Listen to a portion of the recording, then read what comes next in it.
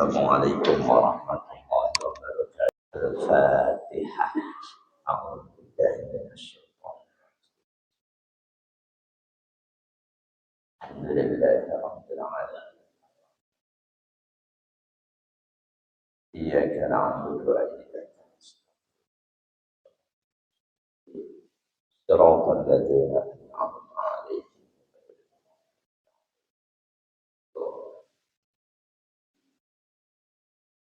أعوذ بالله من الشيطان الرجيم. بسم الله الرحمن الرحيم. الحمد لله الذي أسعد وأشقى وأمات وأحيا وأضحك وأبكى وأقنع وأغنى. أشهد أن لا إله إلا الله وحده لا شريك له الذي خصص بعض عباده بالحسنى. وأشهد أن سيدنا ونبينا محمد عبده ورسوله الذي أرسله الله بالهدى. اللهم صل وسلم على سيدنا محمد المصطفى وعلى آله وأصحابه أهل الشرك والوفاء وعلى أمته الذين استقاموا بشريعته وأسوته وسنته المحسوسين بالعلم والتقوى. أما بعد، فإن أصدق الحديث كتاب الله تعالى وخير الهدي هدي سيدنا محمد صلى الله عليه وسلم وشر الأمور محدثاتها وكل محدثة بدعة وكل بدعة ضلالة. وبسند المتصل إلى الإمام المؤلف رحمه الله تعالى وأدام النفع به وبعلومه الكتاب الآمر. قال: اللهم إني أسألك الفوز عند اللقاء والصبر عند القضاء ومنازل الشهداء وعيش السعداء والنصر على الأعداء ومرافقة الأنبياء. Ini sebagian dari doa yang dipanjatkan oleh baginda Rasulullah Muhammad SAW, yang oleh Imam Al-Ghazali dianjurkan doa ini untuk kita panjatkan di antara azan dan iqamah salat subuh. Masing-masing kalimat doa ini sebagian sudah kita pelajari. Permintaan berikutnya yang hari ini, pagi ini kita bersama akan pelajari adalah Aisyas Su'ada. Rasul meminta kehidupan sebagaimana kehidupan yang Allah berikan kepada hamba-hamba Allah yang bahagia. Insya Allah kita semua yakin seutuhnya bahwa Rasulullah pasti akan dapatkan itu. Terbebas dari siksa Allah, siksa kubur, siksa jahanam, Rasul pasti dapatkan itu. Minta kesabaran Rasul pasti sudah menjadi hamba Allah yang selalu sabar. Tapi faktanya berbagai macam doa itu senantiasa Rasulullah panjatkan hingga akhir hayat beliau. Pelajaran buat kita, seorang hamba Allah, hamba terbaik, Rasul terbaik yang sudah dijamin oleh Allah, itu saja masih semangat memohon kepada Allah. Tentu salah kalau kita yang belum punya jaminan tidak semangat melakukan hal. Kehidupan sebagaimana kehidupan hamba-hamba Allah yang bahagia. Aisyah su'ada. Kehidupan yang bagaimana itu? Ayal hayata tayyibata al-makrunata bil-ta'ati wal-qana'ati min ghairi ti'atin. Ini penjelasan disampaikan oleh Syekh Nawawi Al-Barbahari dalam syarah kitab Hidayatul Hidayah Maraqil Ubudiyah. Aisyah su'ada, kehidupan sebagaimana kehidupan hamba Allah yang bahagia adalah al-hayatul thayyibah. Kehidupan yang baik. Al-makrunata bit-ta'ah, yang dalam kesehariannya senantiasa taat, wal qanaah, selalu menerima apa yang Allah berikan, min ghairi ti'adin, tanpa harus bersusah payah.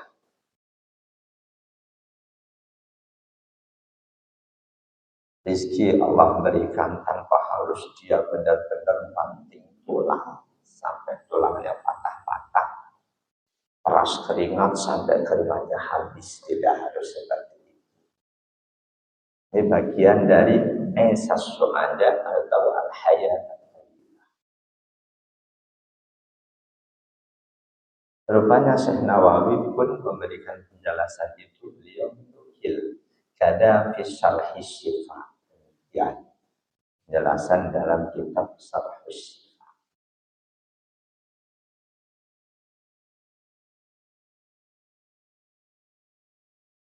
Di tafsir Ibnu Katsir banyak orang-orang salaf yang dinukil oleh Imam Abdul Fida.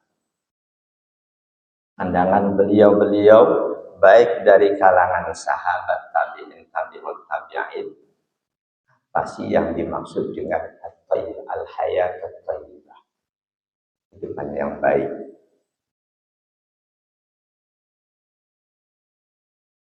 Al-hayat at-thayyibah tashmul wujuhar rahati min ayyi jihatin. Definisi kehidupan yang baik itu meliputi semua kemudahan, kelapangan dari segala sisi. Waqad ruwiya 'an Ibnu Abbas wa jama'atin annahum fassaruha bil rizqil halal thayyib. Sahabat Abdullah bin Abbas dan banyak sahabat yang lain menafsirkan al-hayat at-thayyibah al-rizqul halal thayyib. Allah anugerahkan rezeki yang halal, yang baik.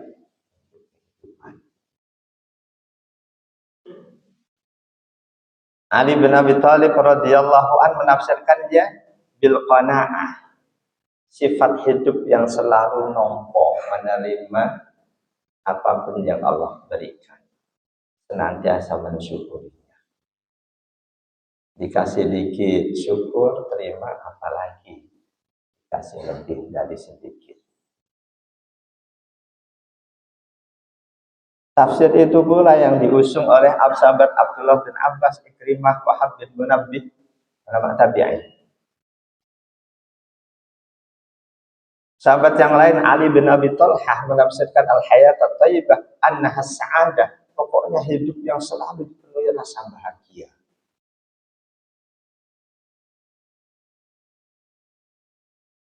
Dan ulama-ulama tabi'in Al-Hasan, Mujahid, Qatadah menyimpulkan la yatibu li ahadin hayatun illa fil jannah. Tidak ada kehidupan yang baik bagi seorang pun orang yang beriman Islam kecuali kehidupan di surga.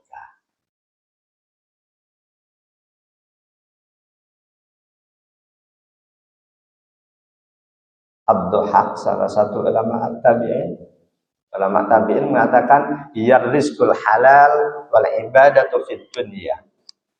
Hayat at-thayyibah, Allah anugerahkan rezeki halal dan senantiasa istiqomah beribadah. Mereka yang dianugerahi rezeki berlimpah, katakanlah halal, tapi jauh dari Allah, nggak ibadah, berarti kehidupannya belum baik. Ibadah iya istiqomah, tapi rezekinya masih sering kesulitan. Boleh jadi itu pun belum masuk kategori baik.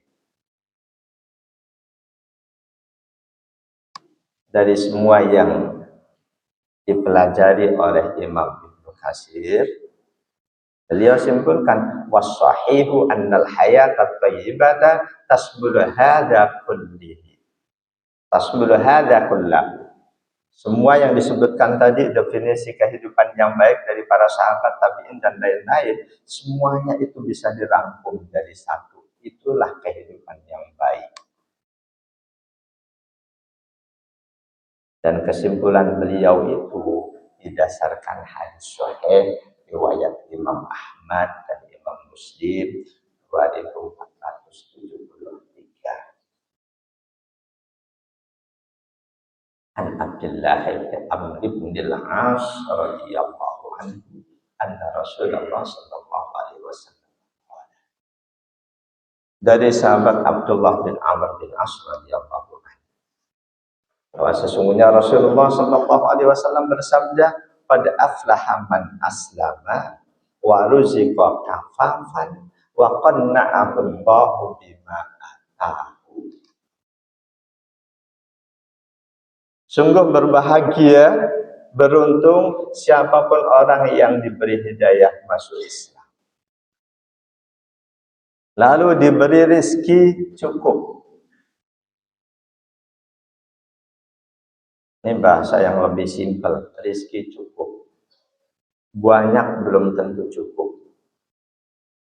Sedikit banyak yang merasa kurang, tapi banyak juga yang merasa cukup. Disebut Rasul, beruntunglah seseorang yang diberi hidayah oleh Allah, dia menjadi muslim, lalu diberi rezeki cukup, wa qanna'ahu bima atah, dan Allah anugerahkan sifat qanaah terhadap apapun yang Allah berikan. Jadi Rasul pilih kalimat waruziko kafafan, diberi rezeki cukup. Harta sudah berlimpah, tapi masih korupsi. Tanda cukup atau belum cukup? Tanda jiwanya merasa belum cukup. Ada yang hartanya nggak banyak, meskipun jabatannya tinggi, sampai dibela-belain istrinya jualan, padahal dia jenderal bintang berapa gitu dulu ada berita. Tapi dia merasa cukup hidupnya. Jadi bahasa-bahasa yang Rasul gunakan itu harusnya kita pelajari dan kita contoh. Rizki jangan minta yang banyak, mintalah yang cukup. Termasuk ketika Rasul berikan saran, perintah buat siapapun yang jadi imam, saran beliau bukan cepatkan sholatmu atau lambatkan sholatmu. Saran beliau, entengkan sholatmu. Bahasa itu, entengkan sholatmu, idza amma ahadukum falyukhaffif, jika kamu jadi imam, entengin sholatmu, itu lebih luas maknanya. Buat orang yang terburu-buru harus melanjutkan perjalanan, sholat dipanjangin, berat atau ringan. Itu terasa berat, dia buru-buru, imam sholatnya panjang lagi. Entengin, bukan cepetin. Buat orang yang fisiknya udah banyak masalah, persendiannya nggak bisa gerak cepat, kalau cepat akan copot boleh jadi. Ya relatif ini, nggak tergantung dengan umur. Ada yang umur sudah 80 lebih, tapi geraknya masih cukup cekatan. Ada yang baru 60-an sekian, kalau dipaksain gerak cepat akan gemetekan. Orang yang seperti itu kok gerakannya cepat, itu berat. Entengin, berarti lambatin. Jadi nggak ada satupun perintah Rasul bagi imam kalau kamu sholat panjangin suratmu, nggak ada. Atau pendekin juga nggak ada, yang ada entengin. Itu bahasa Rasulullah. Dalam hal ini urusan rezeki bahasa Rasul, waruzqa kafafan. Beruntunglah seseorang yang dianugerahi hidayah masuk Islam lalu dikasih rezeki cukup. Wa qanna'ahullahu bima ata, ditambah Allah berikan dia anugerah menerima qanaah. Lawan kata qanaah, tamak. Tamak bahasa kita itu tamak. Tidak ada rasa cukupnya. Itu salah satu yang akan membinasakan manusia.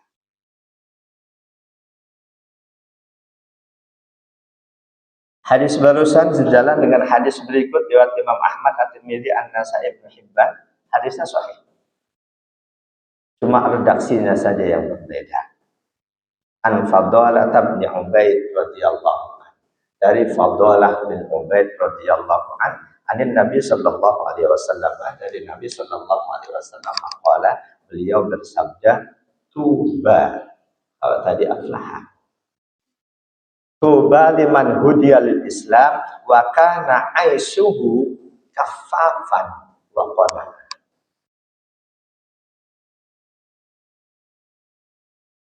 Tuba, beruntunglah, satu keberuntungan yang sangat besar bagi orang hudiyalil Islam, yang diberi petunjuk terus dia masuk Islam, wa kana aisuhu kafafan, dan kehidupannya rizkinya cukup, wa qanaat, dan dia nerima yang Allah berikan. Rasul nggak banyak harta, tapi Rasul bukan orang yang merasa miskin. Kalau Rasul banyak harta, boleh jadi ada seseorang yang membutuhkan sesuatu, beliau tidak akan repot untuk memberi. Dan Rasul memang tidak mau menyimpan banyak harta. Apalagi ketika harta itu harta hak orang lain. Rasul sangat enggak mau. Pernah suatu saat Rasul memimpin sholat, tidak seperti biasanya. Baru salam, beliau langsung bergegas pergi keluar dari masjid. Padahal kebiasaan Rasul selesai salam nggak langsung pergi, duduk beliau zikir. Bahkan dalam hadis Bukhari, mayoritas zikir beliau disuarakan. Yang ada ulama disimpulkan itu dalam rangka mengajari para sahabat. Sahabat Abdullah bin Abbas menginformasikan anna raf'as sauti bidzikri ba'dal maktubati hina yasrifun nas'an inda Rasulullah sallallahu alaihi wasallam, bahwa meninggikan suara zikir ketika selesai sholat wajib itulah yang terjadi di masa Rasul. Hadis Bukhari. Itu saudara kita yang berpandangan zikir dalam hati jangan disuarain. Saya belum pernah mengetahui dalil terkuat mereka itu apa. Mereka menggunakan dalil surah Al-A'raf ayat 205. Wadhkur rabbaka fi nafsika tadarru'an wa khifatan wa dunal jahri minal qaul. Kalau ayat itu dijadikan dalil untuk zikir dalam hati, semestinya sholatnya pun jangan bersuara. Jangan pakai speaker. Karena di surah yang lain, Al-Isra, wala tajhar bisolatika wala tukhafit biha. Jangan kamu jaharkan sholatmu, tapi jangan pula tidak bersuara. Al-Isra dan Al-A'raf sama-sama turun di Mekah. Pada saat di Mekah itu, Rasul dan para sahabat oleh Allah dilarang mengencangkan suara sholat, apalagi zikir. Karena setiap kali umat Islam sholat kedengaran oleh orang-orang kafir, bacaan sholat umat Islam Quran terdengar oleh orang kafir, mereka akan langsung mencela Allah yang mewahyukan Quran dan mencela Rasulullah yang menerima Al-Quran. Nah, itu Al-A'raf 205, itu konteksnya ketika masih di Mekah. Begitu sudah hijrah ke Madinah, Islam posisinya sudah kuat, orang kafir nggak macam-macam. Kalau Islam kuat, orang kafir nggak macam-macam. Iran kuat, Israel nggak macam-macam. Karena itu orang-orang kafir berusaha jangan sampai Palestina kuat. Harusnya umat Islam tidak mengekor ke Amerika. Harusnya. Coba dari Allah ya ajma'in. Jadi Imam Ibnu Katsir lebih suka memahami Aisas Su'ada al-hayat at-thayyibah, kehidupan yang bahagia yang meliputi kebutuhan duniawi dicukupi oleh Allah, tidak harus susah payah, ukhrawinya ibadahnya pun terus dia jalankan. Jika selanjutnya tafsir Aisyah Su'ada seperti itu, maka amalan-amalan apapun yang akan menjadi sababiyah Allah anugerahkan pada kita kehidupan yang baik, itu harus terus kita jalankan sepanjang hayat kita. Kita doa, nas'aluka ya Allah Aisyah Su'ada, cuma doa doang, tapi fisik kita tidak menjalankan sesuatu yang akan menjadi sababiyah Allah memberikan kehidupan yang bahagia buat kita, boleh jadi doa kita akan diabaikan oleh Allah. Jadi amalan apapun yang akan mengantarkan kita dianugerahi oleh Allah al-hayat at-thayyibah, amalan-amalan itu harus istiqomah kita jalani. Doa iya, Allahumma inni as'aluka Aisyah Su'ada, sehari-hari amaliyah apa yang akan mengantarkan kita mendapatkan itu, jalankan. Di surah An-Nahl 97-98. A'udzu billahi minasyaitonir rajim.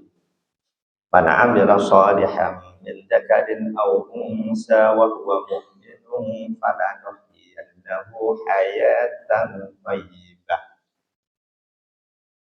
wa lanajziyannahum ajrahum bi ahsani ma kanu ya'malun.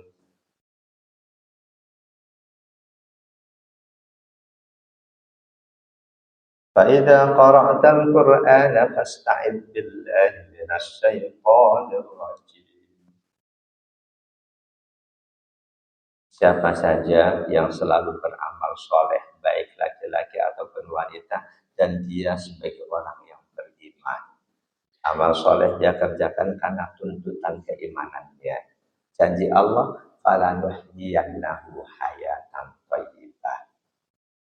Aku akan berikan dia kehidupan yang baik. Allah tidak akan pernah menyalahi janji. Kita laksanakan perintah-perintah Allah, ibadah makhluk. Sadar karena kita sebagai hamba yang beriman, laksanakan itu karena perintah Allah. Kita laksanakan perintah Allah, ikhtiar rizki. Sebagai mukmin kita sadar nggak boleh ikhtiar yang haram-haram. Kita laksanakan sebaik-baiknya. Laksanakan semuanya dengan cara yang soleh, cara yang baik, yang sesuai syariat, sesuai akhlak Islam. Allah janjikan, falanuhyiyannahu hayatan thayyibah. Pasti aku akan anugerahkan kepadanya kehidupan yang baik. Enggak cuma itu, walanadziyannahum ajrahum bi ahsani ma kanu ya'malun. Aku akan balas pahala untuk mereka lebih baik dibanding amal mereka.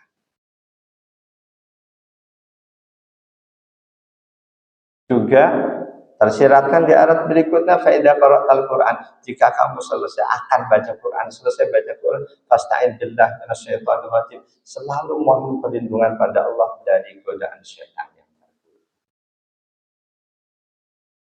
Bagian dari upaya mendapatkan al-hayat at-thayyibah, ayat syu'ada.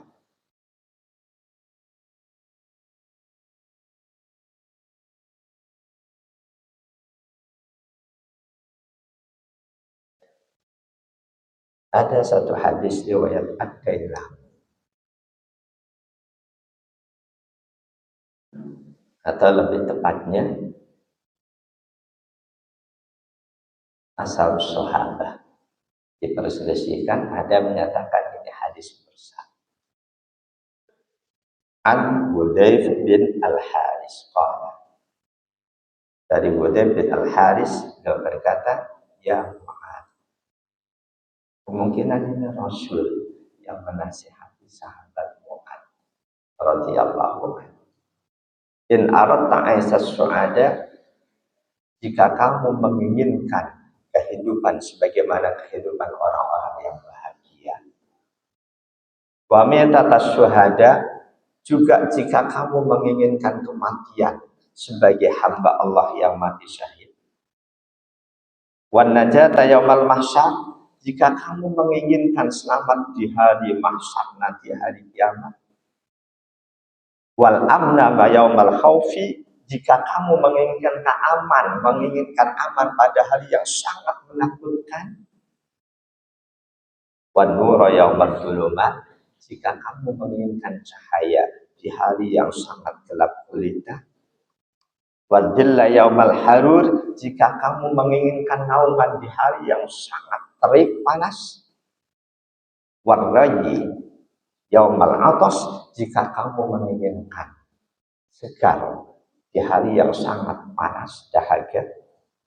Wal wasna yaumal khiffah, jika kamu menginginkan timbangan amal yang mantap pada hari timbangan-timbangan semuanya ringan.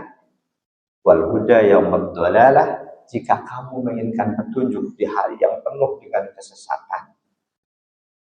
Fadrusil Quran, selalulah kamu mengkaji Al-Quran, mentadarus Al-Quran. Fa innahu dzikrur rahman wa hifdzun minasyaiton wa rajhanun fil mizan.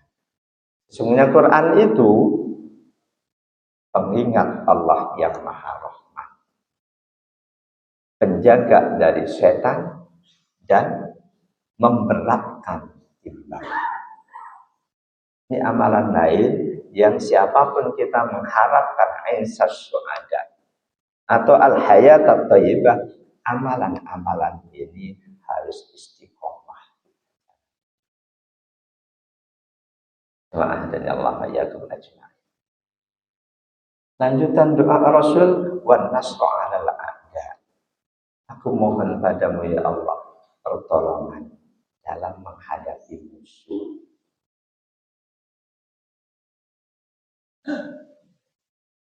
Rasul memberitahukan pada kita umatnya bahwa doa itu senjata buat kita, buat orang-orang yang beriman.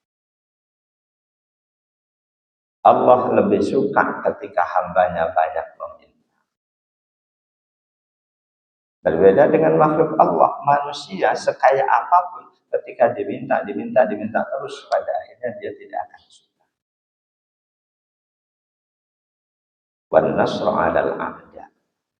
Aku mohon padamu ya Allah pertolongan dalam menghadapi musuh. Kata Syekh Nawawi, minan nafsi wasyayatin wasailil kafirin. Baik itu musuh dalam diri kita, hawa nafsu, atau setan rupa apapun, baik rupa jin atau rupa manusia, dan juga seluruh orang-orang kafir.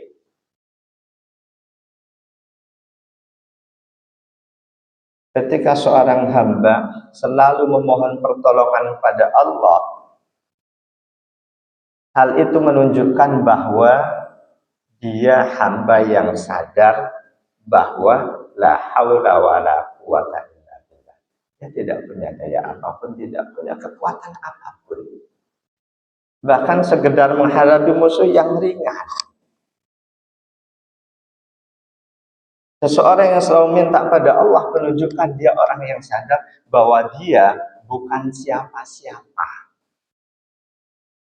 Orang sombong anti banget berdoa. Orang yang merasa sudah kuat, dia nggak merasa butuh kekuatan dari Allah. Yang merasa sudah kaya raya, dia nggak butuh minta rezeki dari Allah. Orang yang beriman, dia sadar dia nggak punya apa-apa, nggak punya kekuatan, nggak punya harta, nggak punya ilmu, semuanya Allah. Meskipun detik tadi dia hafal banyak hal, ketika Allah kehendaki untuk musnah, saat itu juga akan hilang. Orang yang selalu berdoa pada Allah, dia tidak akan sombong. Ketika tetap ada sombong dalam hatinya, padahal dia selalu berdoa, tidak akan didengar doanya oleh Allah. Karena kesombongan dalam hatinya merupakan sesuatu yang sangat dimurkai oleh Allah. Dalam hadis qudsi, al-kibriya uridai wal adamatu izar. Faman nasa'ani wahidan minhum anni alqaituhu fi jahannam. Merasa besar, keagungan itu adalah pakaianku. Kesombongan itu selendangku. Siapa saja yang manusia mengambil salah satu dari dua hal itu dariku, apakah dengan dia bersikap sombong atau dia bersikap merasa manusia yang agung, alqaituhu fi jahannam, aku akan jerumuskan dia masuk ke jahannam. Kalau saat ini di hati kita ada kesombongan, apakah karena harta kita, karena jabatan kita, karena apapun, segera hilangkan kesombongan itu. Na'udzubillah, kalau di saat hati kita ada sombong, saat itu kita mati. Alamat celaka. Jadi orang selalu memohon pada Allah, mohon pertolongan menghadapi musuh, menunjukkan kesadarannya bahwa dia tidak punya apa-apa menghadapi siapapun kecuali dengan pertolongan dari Allah. Dan orang yang menyadari itu, menyadari bahwa dia tidak punya apapun, semuanya milik Allah. Dia baru hanya punya kekuatan jika Allah amanahkan kekuatan itu. Dia punya Allah jika Allah amanahkan ilmu itu. Jika dia punya harta jika Allah amanahkan harta itu. Jika tidak, semuanya akan tidak ada padanya. Hal itu, sikap seperti itu, dia sudah menjauhi kesombongan. Dan ini tidak adanya rasa sombong itu merupakan kewajiban untuk bisa mendapatkan pertolongan Allah. Siapapun yang dalam hatinya ada kesombongan, tidak akan dia dapatkan pertolongan Allah.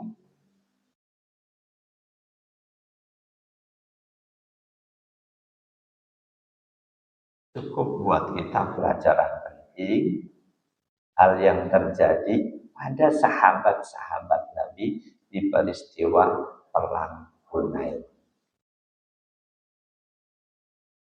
Di saat perang Hunain itu, jumlah pasukan muslim lebih besar dibanding pasukan kafir. Iblis pintar, dimasukkanlah perasaan sombong di dalam hati pasukan muslim. Secara akal, itu logikanya benar. Di saat kita perang Badar, pasukan kita sedikit sepertiga dari musuh, kita menang. Sekarang kita lebih besar, pasti akan lebih menang. Itu yang tidak boleh. Ditegur oleh Allah, diberikan kekalahan. Di surah At-Taubah ayat 25. A'udzubillahi minasyaitonir rajim. laqad nasarakumullahu fi mawatin katsiratin wa yawma hunainin id a'jabatkum kasratukum falam tughni ankum syai'an wa dhaqat 'alaikumul ardh Wadaqat alaikumul ardu bima rahubat summa wallaitum mudbirin. Sungguh Allah telah memberikan padamu pertolongannya di banyak medan perang. Allah memberikan pertolongannya padamu di banyak medan perang. Wa yauma Hunainin, dan ingatlah, ambillah pelajaran di momen perang Hunain.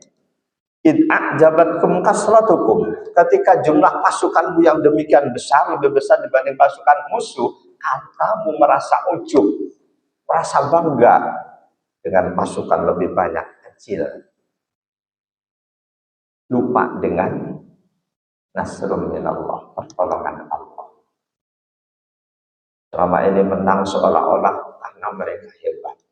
Itu pertolongan dari Allah. Kalian ujub, kalian merasa bangga dengan jumlah personil yang banyak, melebihi personil musuh. Ternyata falam tughni ankum syai'a. Jumlah pasukanmu yang lebih banyak, gak ada gunanya sedikit pun, kamu tetap dikalahkan oleh musuh. Yang pada akhirnya wadaqat 'alaikumul ardh, kamu lari tunggang langgang kemanapun lari, seolah-olah bumi itu sempit, seolah-olah musuh ada di situ. Wadaqat 'alaikumul ardu bima rahubat, bumi yang luas jadi serasa sempit. Summa wallaitum mudbirin, lalu kalian lari tunggang langgang meninggalkan medan. Jadi sahabat Nabi saja oleh Allah ditegur ketika mereka melupakan pertolongan Allah, ujub bangga dengan kekuatan dan kehebatannya. Jadi siapapun yang ujub, yang sombong, kalau toh dia minta, Allah abaikan permintaannya. Meminta tolong pada Allah dalam menghadapi musuh, itu perintah Allah. Baik musuh yang tampak atau yang tidak tampak.